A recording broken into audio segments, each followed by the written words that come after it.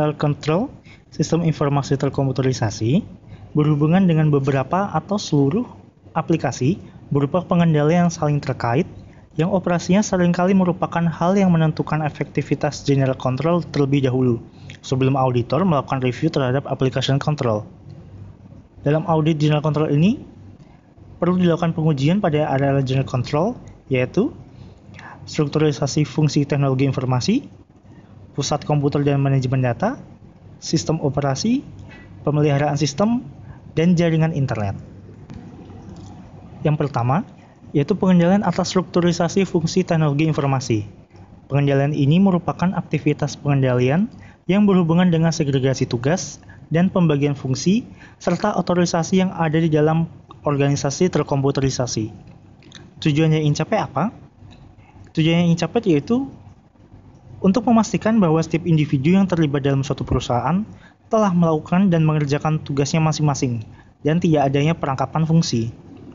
Dalam pengendalian ini, terdapat beberapa fungsi harus dipisahkan, antara lain separating system development from computer operation, yaitu pemisahan fungsi antara orang yang mengembangkan sistem dengan orang yang mengoperasikan sistem. Jika pemisahan ini tidak dilakukan, memungkinkan terjadi suatu risiko manipulasi data, karena sistem developer tahu seluk-beluk kelemahan dari sistemnya, sehingga akan memungkinkan tingkat munculnya fraud sangat tinggi. Pemisahan fungsi yang kedua adalah separating database administrator from other function. Jadi fungsi database administrator ini adalah bertanggung jawab untuk sejumlah tugas penting yang berkaitan dengan keamanan database. Maka perlu dilakukan pemisahan fungsi orang yang menyimpan data elektronik dengan orang yang memproses agar keintegrasian data tetap terjaga. Jika hal ini tidak dilakukan, memungkinkan terjadinya suatu risiko sabotase data. Karena pihak ini akan lebih mudah memanipulasi data karena memiliki otorisasi untuk memproses dan menyimpan data. Pemisahan selanjutnya adalah separating new system development from maintenance. Pemisahan fungsi antara orang yang merancang sistem dan memperbarui sistem dengan orang yang memelihara sistem. Hal ini bertujuan agar tidak terjadi risiko tidak kompetennya sistem yang digunakan, sehingga manajemen tidak akan tahu apakah sistem yang digunakan memiliki kelemahan atau tidak apabila pihak yang memelihara dan mengembangkan sistem adalah yang sama. Dengan asumsi, pihak pemelihara tidak akan mengakui apabila sistem yang dikembangkannya memiliki kekurangan. Jadi, beberapa poin yang perlu dicatat dalam pengendalian ini adalah adanya kebijakan pembagian tugas, kemudian deskripsi tugas dari masing-masing fungsi, kemudian ada peninjauan ulang atas kebijakan secara berkala, dan menjamin fungsi tugas telah memastikan bahwa aset telah terlindungi dengan baik. Pengendalian kedua dari General Control adalah pengendalian atas pusat komputer dan manajemen data. Pengendalian atas pusat komputer dan akses kontrol ini didesain untuk melindungi pusat komputer beserta aset-asetnya, serta mencegah akses secara fisik maupun logikal dari pihak maupun program yang tidak memiliki otorisasi yang dapat merusak sistem. Fitur-fitur pengendalian yang secara langsung ikut menentukan keamanan lingkungan pusat komputer, antara lain physical location, construction, utilities, access control, air conditioning, fire suspension, dan power supply. Lokasi fisik pusat komputer secara langsung mempengaruhi risiko kerusakan. Sebisa mungkin, pusat komputer tersebut harus jauh dari bahaya buatan manusia maupun alam. Alangkah baiknya, jika lokasi pusat komputer tersembunyi dan tidak mudah dijangkau oleh semua orang. Fitur kedua adalah construction. Idealnya, suatu pusat komputer harus ditempatkan dalam suatu gedung berlantai 2 dan konstruksinya kuat, serta aksesnya dibatasi. Jika konstruksi pusat komputer tidak memenuhi standar, maka akan muncul risiko kerusakan peralatan ataupun pusat komputer, akibat air hujan, kebakaran, ataupun sebab-sebab lainnya. Fitur selanjutnya adalah utilities. Kabel listrik dan jalur komunikasi harus ditempatkan di bawah tanah, dan jendela gedung tidak terbuka, sehingga sistem penyaring udara mampu bekerja dengan baik. Hal ini untuk mencegah munculnya suatu risiko konsleting yang dapat menyebabkan kebakaran. Fitur keempat adalah access control. Untuk mencegah akses fisik yang tidak dibutuhkan, maka izin untuk memasuki fasilitas harus dibatasi. Fasilitas pemrosesan data harus diinspeksi dan terdapat keamanan fisik dalam tempat seperti penjagaan, kunci, dan bit system. Untuk mengurangi masuknya orang yang tidak berkepentingan, maka perlu disediakan satpam, kamera pengawas, dan untuk orang yang mempunyai otorisasi dapat diberikan kartu akses. Fitur lainnya adalah air conditioning. Dalam pusat komputer harus disediakan AC untuk mengurangi error pada komputer, karena jika suhu ruangan terlalu panas atau lembab dapat membuat komputer sering error. Fitur berikutnya adalah fire suspension. Pemadam api umumnya harus mempunyai alarm otomatis dan manual. Alarm ini harus dihubungkan secara permanen dengan stasiun pemadam kebakaran. Dan pemadam api harus diletakkan pada lokasi strategis di sekeliling lokasi. Fitur terakhir adalah power supply. Ruang pusat komputer harus difasilitasi dengan power supply yaitu uninterruptible power supply atau UPS, di mana sistem ini memastikan energi listrik yang masuk ke komputer tetap konsisten. Apabila pengendalian ini tidak dilakukan, maka peralatan pusat komputer rawan akan kerusakan, sehingga dapat menyebabkan kehilangan data ataupun gangguan terhadap proses kerja perusahaan. Selain pusat data, manajemen data juga perlu dilakukan adanya pengendalian. Disaster Recovery Plan merupakan rencana semua tindakan yang harus diambil sebelum, selama, dan setelah bencana tersebut terjadi, yang dilengkapi dengan prosedur-prosedur yang didokumentasikan, diuji, dan memastikan kontinuitas operasi. Fitur-fitur penting dalam perencanaan ini dapat antara lain identification important application dan melakukan prosedur backup dan penyimpanan off-site. Backup documentation merupakan dokumentasi sistem untuk aplikasi-aplikasi penting yang harus di-backup dan disimpan terpisah dengan cara yang sama sebagai file-file data. Backup equipment and source document, yaitu perusahaan harus menyediakan cadangan untuk perlengkapan dan dokumen-dokumen sumber yang digunakan dalam aplikasi-aplikasi penting. Jika pengendalian tidak dilakukan, maka perusahaan tidak akan memiliki cadangan apabila data utama rusak atau hilang. Pengendalian ketiga, yaitu pengendalian atas sistem operasi. Pengendalian ini didesain untuk memastikan bahwa fungsi-fungsi yang ada hanya dapat mengakses sistem sesuai dengan otorisasi kebijakan perusahaan. Pengendalian ini dibagi menjadi beberapa area, yaitu lock-on procedure, access token, access privilege, password policy, dan virus control. Lock-on procedure adalah suatu prosedur formal yang merupakan pengaman garis depan suatu sistem operasi dari akses yang tidak sah. Ketika pengguna memulai suatu proses tersebut, ia akan disajikan sebuah kotak dialog yang meminta ID dan kata sandi. Sistem akan membandingkan ID dan kata sandi tersebut dengan basis data para pengguna yang valid. Jika menemukan kesesuaian, maka logon tersebut akan diautentikasi. Namun apabila beberapa kali percobaan logon telah gagal dilakukan, maka sistem akan membawa pengguna keluar dari sistem. Area kedua adalah akses token. Jika usaha logon berhasil, maka sistem operasi akan membuat akses token yang berisi informasi utama mengenai pengguna, termasuk ID, kata sandi, kelompok pengguna, dan hak-hak yang diberikan kepada pengguna tersebut. Dengan sistem ini, apabila ada pihak yang telah menembus dari proses logon prosedur, tapi pihak tersebut tidak akan dapat mengubah dan melakukan keputusan penting dari sistem. Area selanjutnya adalah access privilege, yaitu hak istimewa akses untuk pemakai yang diberikan kepada individu atau kelompok-kelompok kerja yang diotorisasi untuk menggunakan suatu sistem.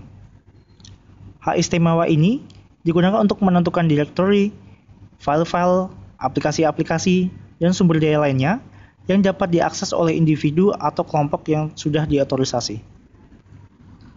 Area keempat adalah password policy, di mana merupakan suatu kode rahasia yang dimasukkan oleh pemakai agar dapat mengakses sistem, aplikasi-aplikasi, file-file data, dan server jaringan. Ketentuan password yang baik yaitu password harus diubah secara berkala oleh user, password tidak digunakan secara berulang-ulang, kemudian penggunaan password yang sama dibatasi hanya kepada beberapa orang. Area yang terakhir adalah virus control. Virus merupakan program yang melekatkan dirinya pada program yang sah untuk mengacaukan suatu sistem operasi. Virus menghancurkan program-program aplikasi, file-file data, dan sistem operasi dengan berbagai cara. Pencegahannya yaitu dengan menggunakan antivirus. Pengendalian keempat adalah pengendalian atas pemeliharaan sistem.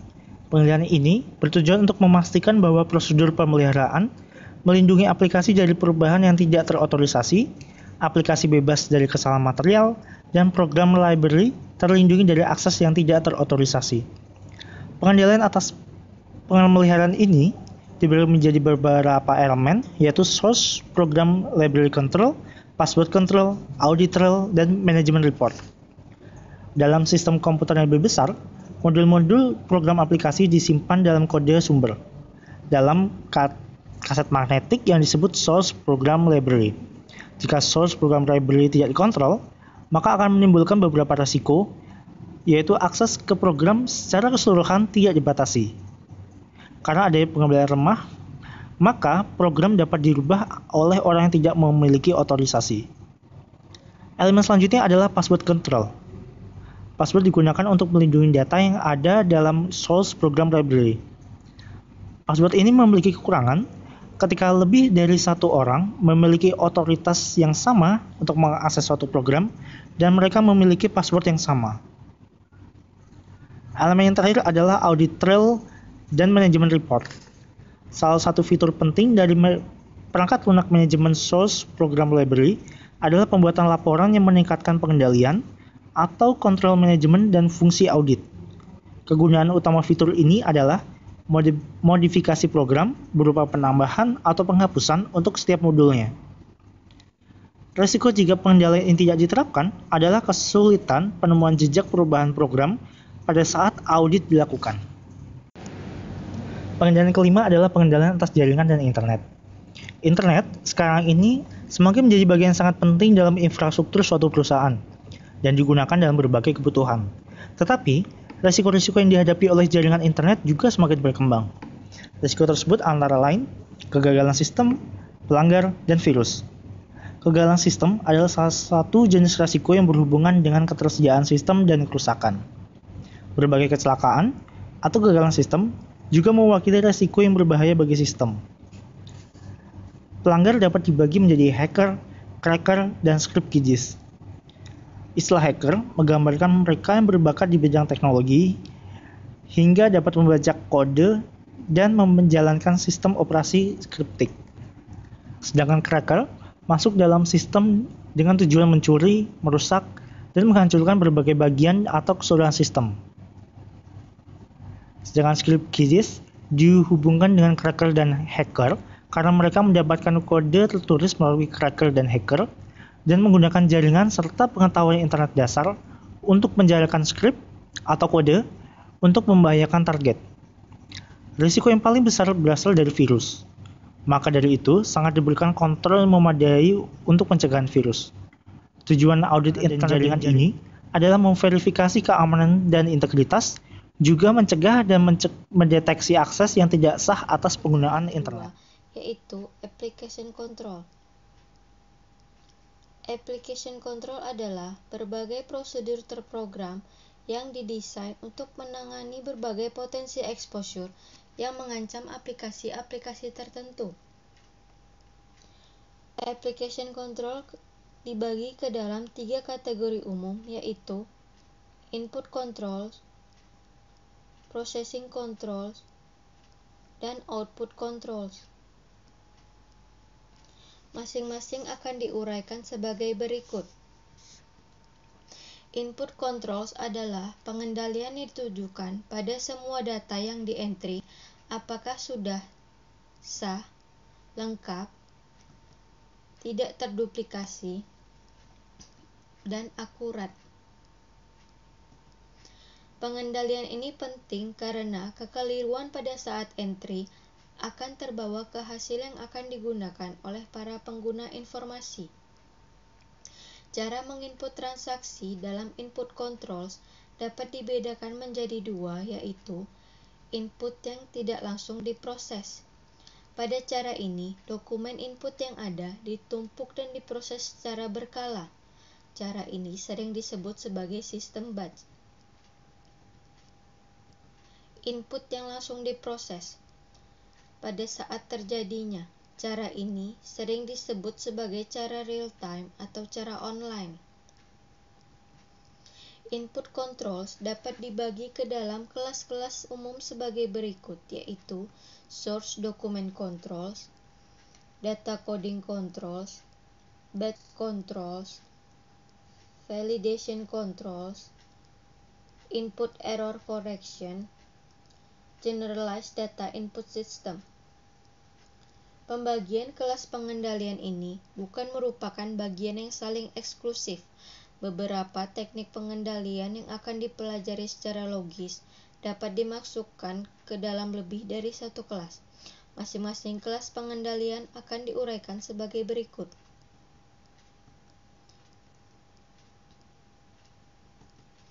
Source Document Controls. Source Document Controls merupakan pengendalian sistem dengan menggunakan fisik dari dokumen sumber tersebut.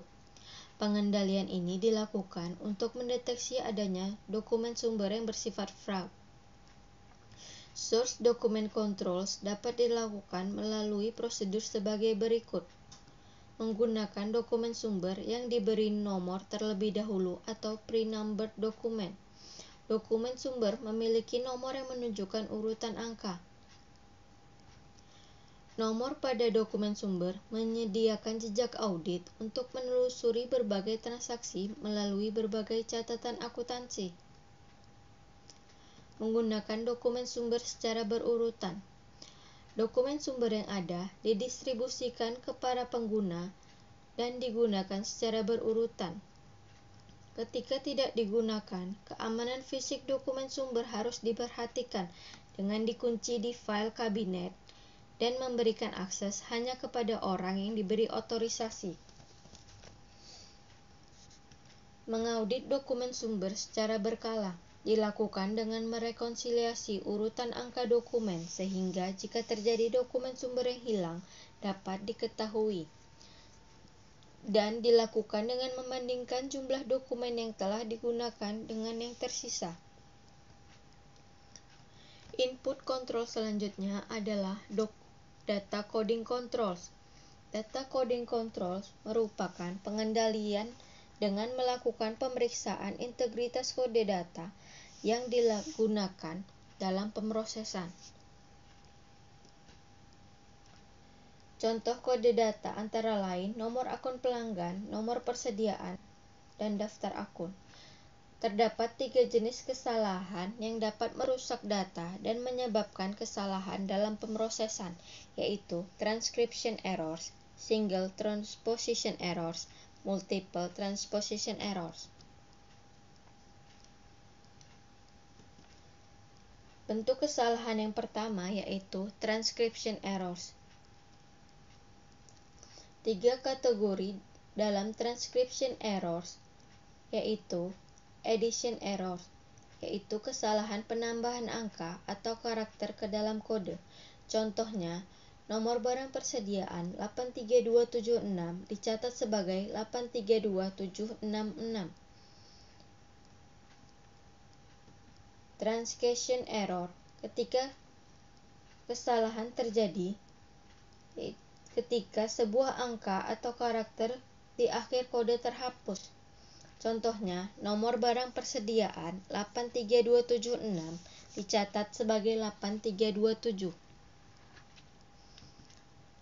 Substitution errors, yaitu kesalahan yang terjadi ketika satu angka dalam sebuah kode terganti dengan angka lain.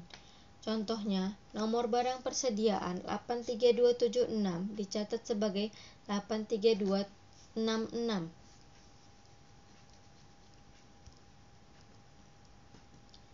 Bentuk kesalahan yang kedua yaitu single transposition errors. Single transposition error terjadi ketika dua angka yang berurutan dicatat secara terbalik. Contohnya, nomor barang persediaan 83276 dicatat sebagai 38276. Multiple transposition errors terjadi ketika angka yang tidak berurutan dicatat secara terbalik. Contohnya, nomor barang persediaan 83276 dicatat sebagai 87236. Pengendalian atas kesalahan-kesalahan tersebut dilakukan dengan cek digit. Cek digit merupakan angka pengendali yang ditambahkan pada kode yang dimaksudkan untuk memeriksa atau menguji validitas kode data. Cek digit dapat dilakukan dengan menambahkan angka pemeriksa sebagai awalan, akhiran, atau dilekatkan di tengah. Berikut contoh penggunaan cek digit pada transposition error, yaitu dengan menambahkan angka pemeriksa yang paling sederhana, yaitu menjumlahkan berbagai angka dalam kode data. Contohnya adalah sebagai berikut. Kode akun pelanggan 5372, maka angka pemeriksanya adalah 5 ditambah 3 ditambah 7 ditambah 2 sama dengan 17. Kemudian angka 7 akan diambil sebagai angka pemeriksa dan ditambahkan ke kode data menjadi 53727.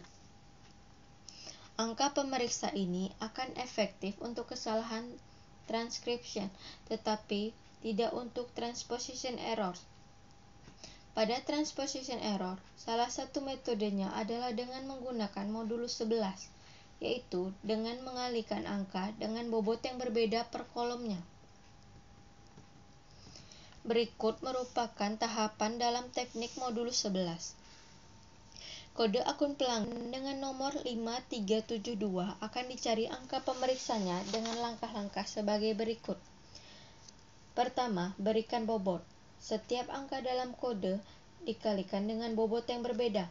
Dalam contoh ini, bobot yang digunakan adalah 5, 4, 3, 2, seperti yang ditunjukkan di bawah ini. 5 dikali 5 sama dengan 25, 3 dikali 4 sama dengan 12, 7 dikali 3 sama dengan 21, 2 dikali 2 sama dengan 4. Langkah kedua, jumlahkan hasil kalinya. 25 ditambah 12 ditambah 21 ditambah 4 sama dengan 62. Langkah ketiga, bagi hasil kali dengan modulus. Kita menggunakan modulus 11 dalam contoh ini, sehingga 62 dibagi dengan 11 sama dengan 5 dengan sisa 7. Langkah keempat, kurangi modulus dengan sisa pembagian tersebut untuk mendapatkan angka pemeriksa. 11 dikurangi 7 sama dengan 4, sehingga didapatkan angka 4 sebagai angka pemeriksa. Langkah kelima, tambahkan angka pemeriksa ke kode aslinya untuk menghasilkan kode baru, yaitu 53724. Input controls yang selanjutnya adalah batch controls. Batch control dilakukan untuk dokumen input yang ada, yang ditumpuk dan diproses secara berkala. Pengendalian ini memberikan keyakinan bahwa semua rekod dalam batch diproses. Tidak ada rekod yang diproses lebih dari sekali. Adanya jejak audit transaksi mulai dari tahap input, pemrosesan, hingga output sistem.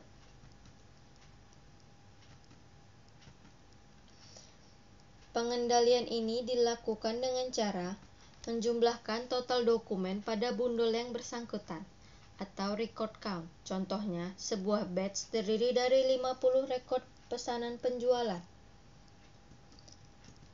Menjumlahkan total rupiah semua dokumen pada bundel tersebut atau batch total. Contohnya, sebuah batch pesanan penjualan memiliki nilai total uang sebesar 125 juta rupiah.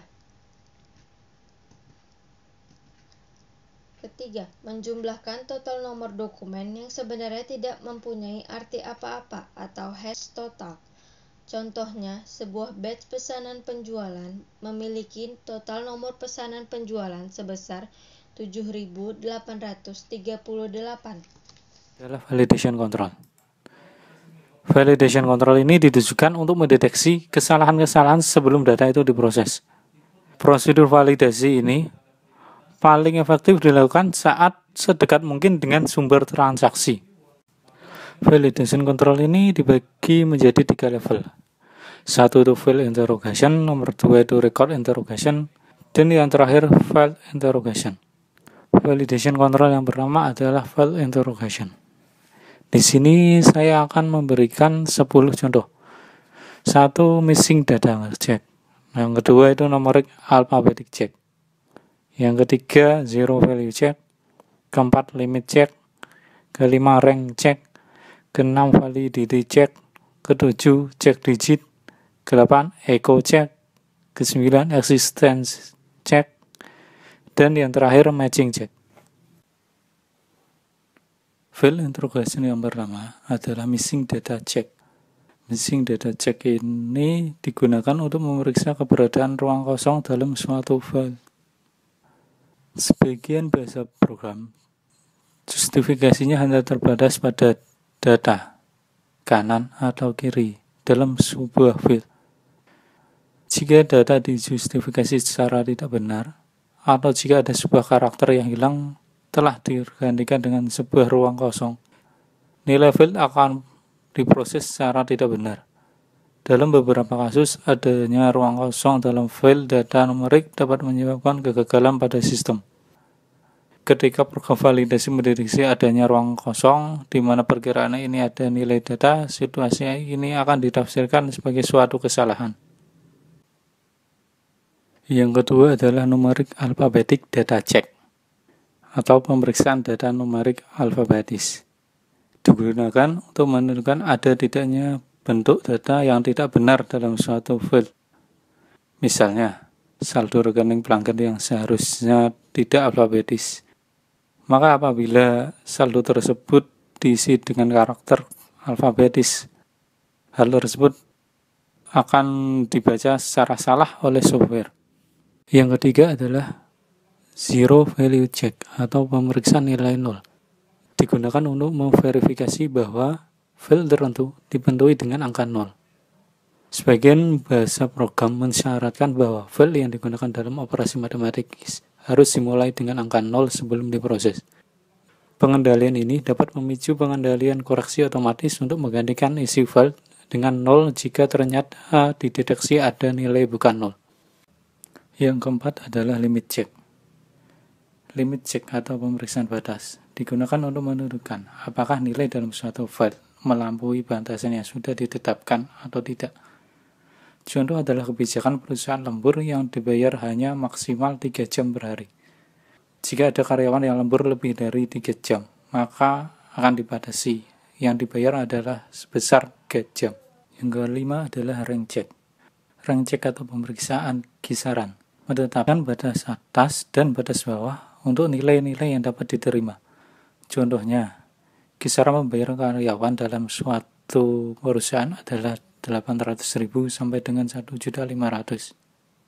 Tujuan pengendalian ini adalah untuk mendeteksi kesalahan keystroke yang menggeser angka desimal. Validity check atau pemeriksaan validitas digunakan untuk membandingkan nilai aktual dalam suatu file dengan nilai yang dapat diterima dan diketahui. Pengendalian ini digunakan untuk memverifikasi hal-hal seperti kode transaksi, penyingkatan pernyataan, atau kode keahlian. Di sini saya akan mempresentasikan mengenai jenis application control yang kedua, yaitu processing controls atau pengendalian pengolahan. Processing controls adalah pengendalian yang dilaksanakan setelah data memasuki sistem dan ketika dilakukan pengolahan data oleh program-program aplikasi. Terdapat 3 tujuan utama dari dilaksanakannya processing controls, yaitu sebagai berikut. Pertama, yaitu agar transaksi diolah sebagaimana mestinya oleh komputer. Kedua, yaitu agar transaksi tidak hilang, tidak ditambah, tidak digandakan, atau diubah dengan tidak semestinya. Dan yang ketiga, yaitu agar transaksi yang keliru ditolak, dikoreksi, dan jika perlu dimasukkan kembali secara tepat waktu.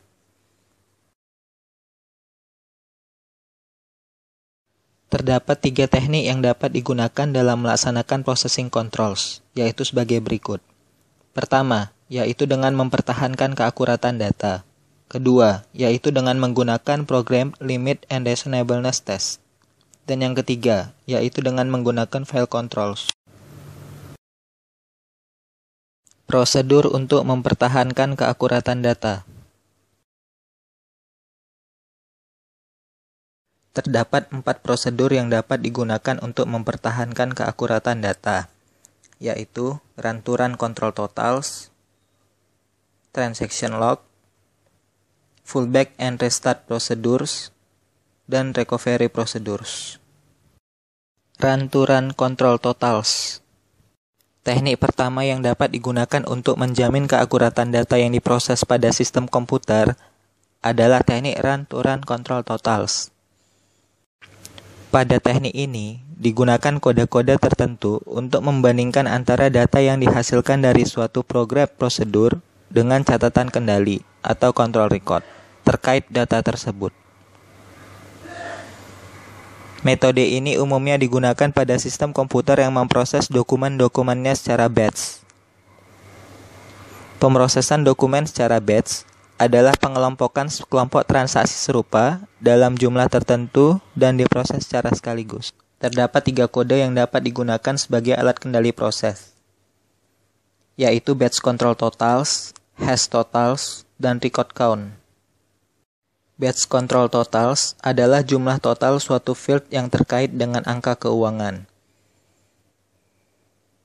Sebagai contoh, pada batch data transaksi penjualan, terdapat field keuangan berupa jumlah penjualan. Dalam hal ini adalah 145 juta rupiah. Dengan demikian, pada setiap fase pemrosesan data, sistem aplikasi akan membandingkan apakah jumlah field penjualan pada batch tersebut sebesar 145 juta rupiah atau tidak. Apabila jumlah field tersebut ternyata tidak sebesar 145 juta rupiah, maka dapat disimpulkan bahwa terdapat data yang diproses yang tidak sesuai dengan data awal. Hash totals adalah jumlah total suatu field yang terkait dengan angka non-keuangan. Sebagai contoh, pada batch data transaksi penjualan, terdapat field non-keuangan berupa kode invoice atau kode faktur penjualan. Dalam hal ini adalah 5050. Dengan demikian, pada setiap fase pemrosesan data, sistem aplikasi akan membandingkan apakah jumlah field kode invoice pada batch tersebut sebesar 5050 atau tidak. Apabila jumlah field tersebut ternyata tidak sebesar 5050, maka dapat disimpulkan bahwa terdapat data yang diproses yang tidak sesuai dengan data awal. Record count adalah jumlah total transaksi atau data yang terdapat pada suatu batch. Sebagai contoh, pada batch data transaksi penjualan, terdapat data transaksi sebanyak 100 transaksi. Dengan demikian, pada setiap fase pemrosesan data, sistem aplikasi akan membandingkan apakah jumlah record pada batch tersebut sebesar 100 atau tidak. Apabila jumlah record tersebut ternyata tidak sebesar 100, maka dapat disimpulkan bahwa terdapat data yang diproses yang tidak sesuai dengan data awal. Transaction log. Setiap transaksi yang berhasil diproses oleh sistem akan dicatat pada transaction log. Transaction log ini merupakan dokumentasi transaksi yang bersifat permanen. Dengan demikian, transaction log dapat digunakan sebagai jejak audit atau audit trail oleh pengguna sistem untuk memeriksa apa saja data yang telah diproses oleh sistem dan melakukan penelusuran ke data sumbernya. Contohnya adalah transaction log yang terdapat pada session report di aplikasi Mayop Accounting. Pada laporan tersebut, Ditampilkan seluruh transaksi yang berhasil direkam oleh sistem, beserta segala jenis perubahan yang dilakukan pada suatu sesi penggunaan sistem, termasuk pencatatan jurnal reversal atas transaksi yang salah.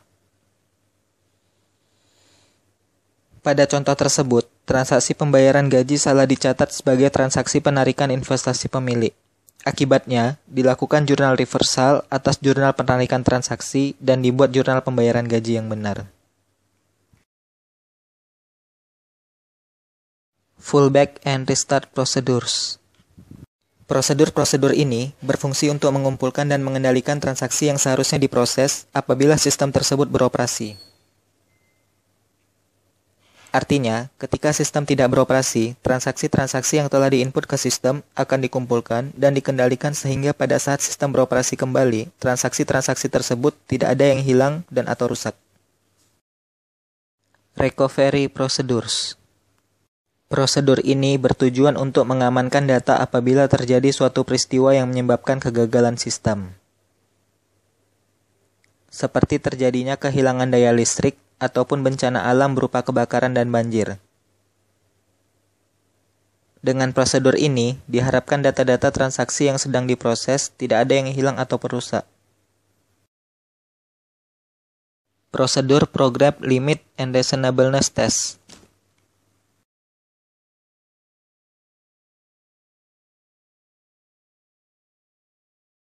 Terdapat beberapa teknik yang dapat digunakan pada prosedur Program Limit and Reasonableness Test.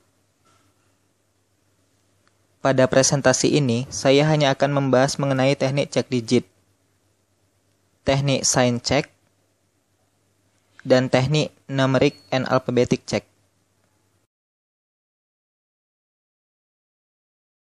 Cek digit.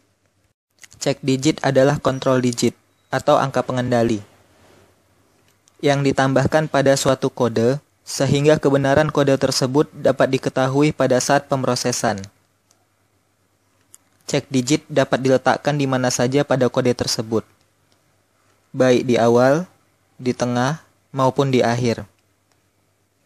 Sebagai contoh, pada suatu dokumen penjualan, terdapat invoice dengan kode 1576. Penjumlahan dari keempat angka tersebut, yaitu 1, ditambah 5, ditambah 7, dan ditambah 6, adalah 19. Dengan menghilangkan angka puluhan, maka cek digit yang digunakan adalah angka 9. Dengan demikian, kode baru yang terbentuk adalah 15769. Sign check. Prosedur ini bertujuan untuk menguji apakah simbol matematis dari suatu field pada transaksi yang diproses telah benar dan sesuai dengan ketentuan. Sebagai contoh, pada data transaksi penjualan, setiap penjualan baru yang berhasil dilakukan oleh perusahaan seharusnya bernilai positif. Apabila ternyata transaksi nilai penjualan bernilai negatif, maka sistem akan secara otomatis menolak memproses transaksi tersebut.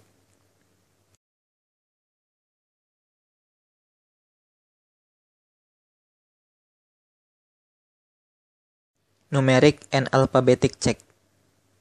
Prosedur ini bertujuan untuk menentukan apakah setiap field pada data yang ditransaksi seharusnya berisikan huruf saja, berisikan angka saja, atau berisikan kombinasi huruf dan angka.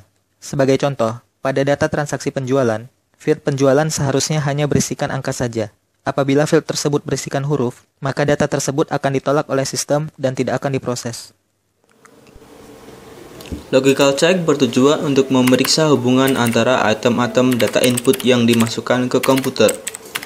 Item-item data input tersebut harus sesuai dan masuk akal. Jika tidak masuk akal, maka akan ditolak oleh komputer. Misalnya dalam pendaftaran program KB bagi yang sudah berkeluarga. Jika pendaftar adalah seorang pria, dia harus mengisi kolom nama istri. Jika dia mengisi kolom nama suami, akan ditolak oleh komputer. Limit check. Limit check bertujuan untuk menguji apakah suatu field berisi input data yang nilainya berada dalam batas minimal maupun batas maksimal yang sudah ditentukan. Misalnya pada pendaftaran calon mahasiswa STAN. Setiap pendaftar harus berusia antara 17 sampai 20 tahun. Pada saat mendaftar online, setiap pendaftar harus menginput tanggal lahir, katakanlah antara 1 Januari tahun 1994 sampai dengan 31 Desember tahun 1997. Di luar batas tersebut tidak akan diterima. Zero Balancing Check. Zero Balancing Check bertujuan untuk membuktikan bahwa dua jumlah dalam pembukuan mempunyai jumlah yang sama, sehingga apabila kedua jumlah tersebut dikurangkan, selisihnya adalah 0. Misalnya dalam sebuah aplikasi akuntansi, apabila jumlah debit dan kredit tidak sama, akan muncul peringatan. Cross-Voting Check. Cross-Voting Check bertujuan untuk mengetahui apakah penjumlahan ke samping dalam suatu tabel telah benar dan sama dengan penjumlahan ke bawahnya. Misalnya dalam tabel penjualan di mana row mewakili jenis barang dan kolom mewakili bulan. Total penjualan per jenis barang harus sama dengan total penjualan per bulan. Overflow Check.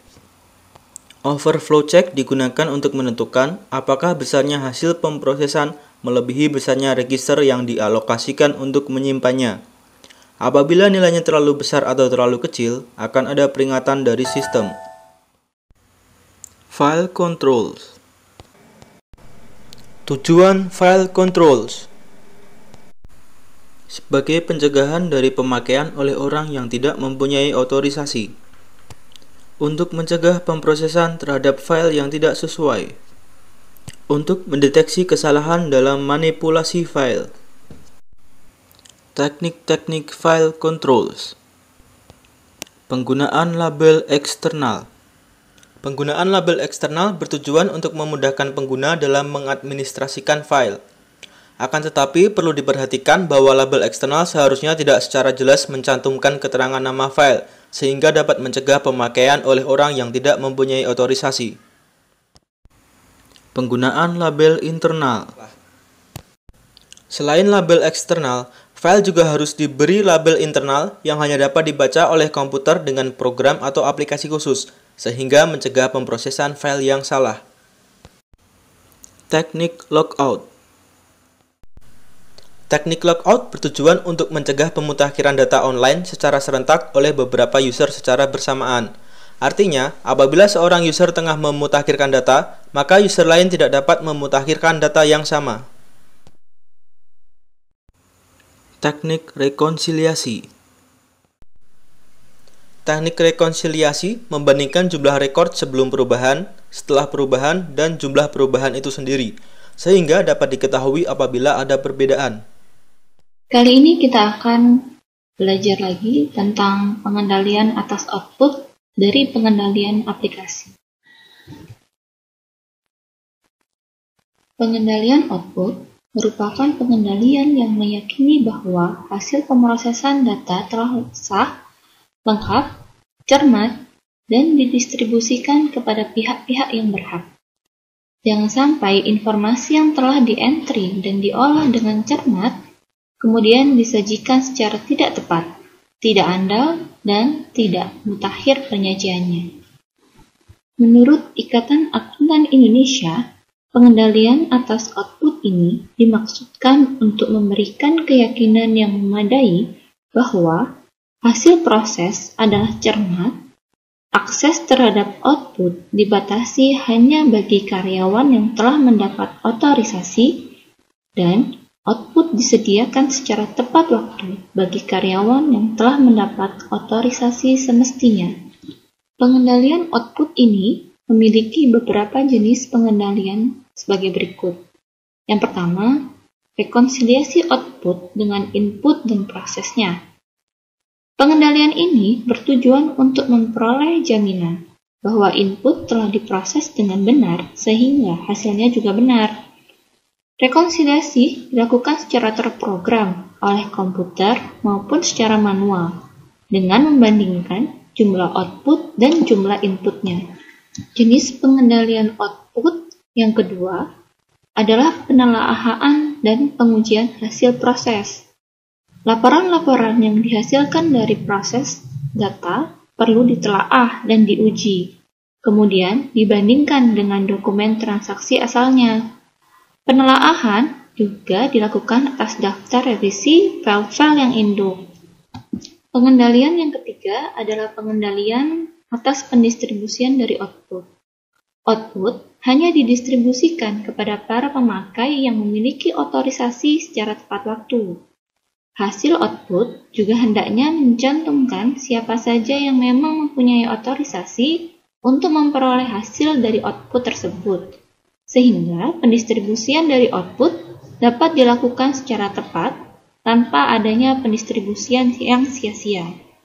Hal ini juga untuk mengurangi adanya penyalahgunaan dari wewenang. Untuk jenis pengendalian output yang keempat adalah pengawasan terhadap catatan. Pengawasan dapat dilakukan dengan menjaga keamanan dari output, menghindari perbaikan yang tidak material terhadap file, mengurangi biaya perlengkapan komputerisasi, dan mengendalikan output-output yang tidak diperlukan.